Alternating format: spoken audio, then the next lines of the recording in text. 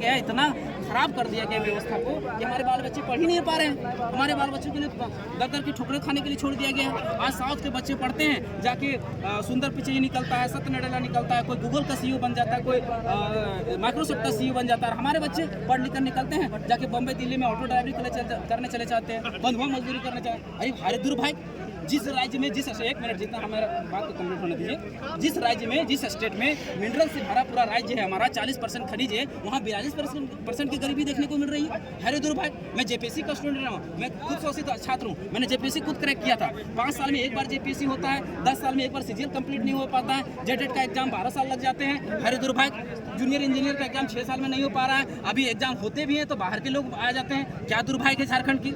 अब देखिए, अब जो नौकरियां होती हैं उनमें भी बाहर के लोग घुस जाते हैं। अभी सीएचओ की वैकेंसी हुई, 510 पोस्ट में 150 केवल राजस्थान के लोग आ गए। अरे हमारे झारखंड कहाँ जाएगा, हमारे झारखंड के लोग कहाँ जाएंगे। यही धनबाद के 9 टीचर की वैकेंसी हुई, हाई स्कूल टीचर की, 13, उसमें 9 बाहर के लोग घुस गए। तो हम मांग क्या कर रहे हैं कि हमारे लिए शिक्षा व्यवस्था बेहतर किया जाए। शिक्षा व्यवस्था किस तरह से होना चाहिए, अब मैं बताता हूँ। शिक्षा व्यवस्था देखिए मेरा किस तरह डैमेज कर दिया। आज हमारे वहाँ लूट, जहाँ जाइए वहाँ भ्रष्टाचार, जहाँ जाइए वहाँ घुसखोरी। ये स्थिति कब सुधरेगी। तो झारखंड की जनता पीड़ित है, शोषित है, वंचित है। इसी का आवाज हम लोग बनकर निकले हैं और इस आवाज बनने के कारण आज हमारा जन समर्थन मिला। आज देखिए, हम किसी भी चीज़ को लेकर उठाते हैं, जैसे हम बात करते हैं पहले एजुकेशन। आज एजुकेशन की स्थिति झारखंड में क्या है। 24 सालों का झारखंड में एजुकेशन की स्थिति पूरा भारत में सबसे गिरा हुआ अगर व्यवस्था अगर एजुकेशन की है तो झारखंड की। बिहार के बाद दूसरे नंबर की आती है। जहां हमारे राष्ट्रीय शिक्षा नीति एजुकेशन पॉलिसी कहती है कि 30-35 बच्चों पर एक टीचर की व्यवस्था होनी चाहिए। झारखंड में 300-400 बच्चों पर एक टीचर की व्यवस्था, वो भी कौन से है, हमारी शिक्षा व्यवस्था पूरी तरह से चरमरा गई है।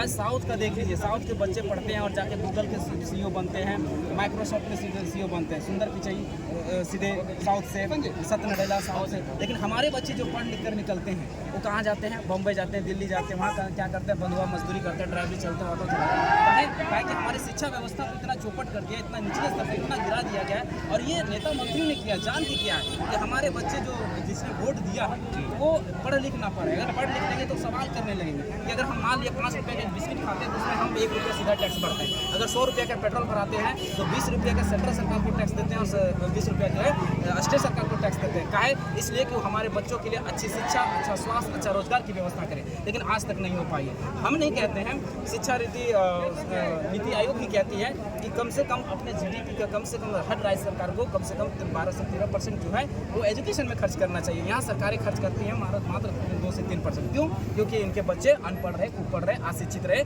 ताकि इनको झंडा ढुलाने में आसानी हो, इनको अपना कैडर बनाने में आसानी हो। ये चीज़ें हम लोग नहीं चाहते, ये चीज़ें हम बदलना चाहते हैं। अब 1 मिनट, अभी हमारी बातें खत्म नहीं हुई। उसके बाद हम बात करते हैं स्वास्थ्य की। स्वास्थ्य की आज व्यवस्था क्या है। स्वास्थ्य की व्यवस्था पूरा झारखंड की सबसे गिरा हुआ व्यवस्था में आता है। आज हमारा गिरा हुआ व्यवस्था में 22वें नंबर पर 3 कैटेगराइज किया गया स्टेट को। एक होता है बड़े स्टेट, एक मझोले स्टेट और एक होता है जूम नहीं कर रहे हैं, उसमें मझोले एक मिनट शांत रहिए, दादा को बोलना दीजिए। 22वें नंबर पर झारखंड आता है। हमारे यहाँ 1 लाख लोगों पर एक डॉक्टर है, जहाँ पर WHO कहती है कि 10,000 लोगों पर एक डॉक्टर होने चाहिए। स्पेशलिस्ट में 1,000 पे एक डॉक्टर होने चाहिए। हमारे यहाँ 1 लाख लोगों पे। हमारी जीडीपी का जहाँ 15 से 20% खर्च होनी चाहिए, वहाँ जीडीपी का मात्र 2 से 3%। हमारा इलाज कहाँ से होगा। आज आप SLMCH सही निर्मल मातो को मेडिकल कॉलेज की स्थिति को देख लीजिए, आप रिम्स का स्थिति देख लीजिए क्या है। वहाँ बेड तक लोगों को नसीब नहीं होता है, दवाई तो छोड़ दीजिए। अब बात करते हैं बेरोजगारी और पलायन की, जो युवा पीढ़ी का जो सबसे बड़ा जो मुद्दा है युवा पीढ़ी का।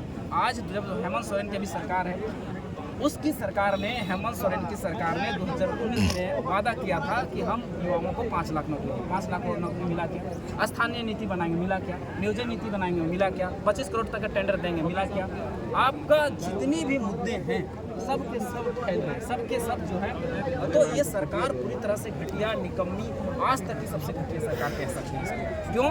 अभी 2019 में जो बेरोजगारी दर थी वो 12% थी, जो बढ़कर अभी 18% हो गई। यानी 12% से 18% बढ़कर आने 3.5 करोड़ की आबादी को अगर निकाल के देखें तो 60 लाख युवा पीढ़ी बेरोजगार, 60 से 65 लाख। उसमें से अगर युवा पीढ़ी निकाले तो 30 लाख समथिंग। ठीक एकदम जरूर मानते। सरकारी आंकड़ों को मानेंगे, कार्मिक विभाग की जो डाटा है जिसने कहा था कि 5,000 7,000 बेरोजगारी भत्ता देंगे हेमंत सोरेन सरकार ने, उसके जब रजिस्ट्रेशन कराया गया तो जिसने ग्रेजुएशन किया था, पीजी किया था, 9,98,000 लोगों ने रजिस्टर कराया, मतलब छात्रों ने रजिस्ट्रेशन कराया, यानी 10 लाख मान लेते हैं, 10 लाख युवा पीढ़ी बेरोजगार। अब उसका परिवार दंश झेल रहा है, यानी एक व्यक्ति 8 लोग एक परिवार में मान लीजिए, एकदम 50 से 60 लाख ऐसा ही निकल के आ जाता है, अप्रोक्स निकल के आ जाता है। तो समझिए, हम आंकड़ों पे बात करते हैं, हम पढ़े लिखे स्टूडेंट हैं, हम जेपीसी का छात्र रहे हैं, हम हर चीज़ को आंकड़ों से बात कर रहे हैं। अगर कोई काट सकता है मेरा तर्क को तो काट दीजिए, हम फिर उसके बाद अगर हम अब हमारी बात आती है, इतने लोग बेरोजगार, इतना लोग पलायन के दंश झेल रहे हैं आज, तो हम क्या करेंगे? अब सवाल आता है, जहन में आता है कि जनता हमसे सवाल कर सकती है, या लोग सवाल कर सकते हैं कि हम कैसे करेंगे,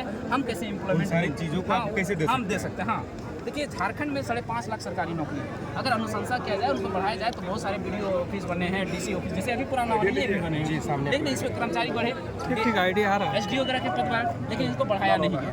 6 से 7 लाख अनुशंसा करके हम नौकरियाँ बढ़ा सकते हैं। चलिए 6 से 7 लाख अभी उसको भी छोड़ देते हैं। 3.5 लाख पोस्ट खाली, 3.5 लाख पोस्ट अगर भर दिया जाए तो उसके 8 परिवार को जोड़ लीजिए, 8 किया 24 लाख लोगों को मतलब एक अच्छा जीवन शैली हो जाए। अब बात करें प्राइवेट कंपनियां, हम लोग एक अष्टनीति पहले नीति बनेगी, जिसमें वेरीफाई करेंगे, हम आइडेंटिफाई करेंगे झारखंड में झारखंडी। जब आइडेंटिफाई हो जाएगा उसके बाद सरकारी नौकरी इम्प्लीमेंट, उसके बाद प्राइवेट कंपनी 90% हम बच्चों को देने का जो कॉन्स्टिट्यूशनल है हम उस बात करेंगे, हम अदर चीज़ तो कॉन्स्टिट्यूशन में हज़ार चीज कंपनियों को मान लिया जाए, अगर मान लेते हैं 15,000 एम्प्लॉय, किसी में बेटी जैसे बड़ी कंपनियां, चलिए हम 15,000 किसी में काम करते हैं, हम 5,000 मान लेते हैं, 5,000 को 28 मल्टीपल कर दीजिए, कितनी कंपनियां नौकरियां देने की बात झारखंड नहीं। 40% का चल रहा है, कितना बड़ा दुर्भाग्य क्या? लेकिन सारी चीजों को अगर एक बात आप लोगों ने रखी, सरकार ने एक बात खास कर 1932 का मामला, और आज आप भी वही सेम चीज उठा रहे हैं, विधायक बनने का क्या तमाम झारखंड को बदल सकता है? और उसका सॉल्यूशन क्या था भी बात है। उसके बाद हम शिक्षा नहीं, ये सवाल आपको ये सवाल आपको उनसे करना चाहिए था, क्योंकि मैंने तो अपना खाका बताया, मैंने मैनिफेस्टो में रहा वो बताया, जिस मैं लगता है कि आपको जनता चुन कर लाती है, तो तमाम सारी चीजें वो धीरे करके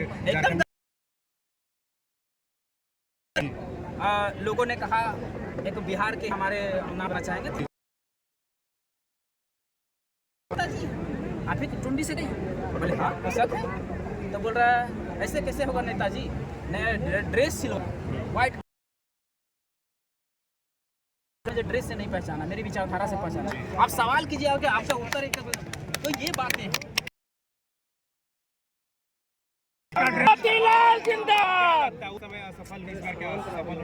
हम नसी से निकलेगी, ये मेरे पांव का कांटा है, हम इससे निकलेंगे।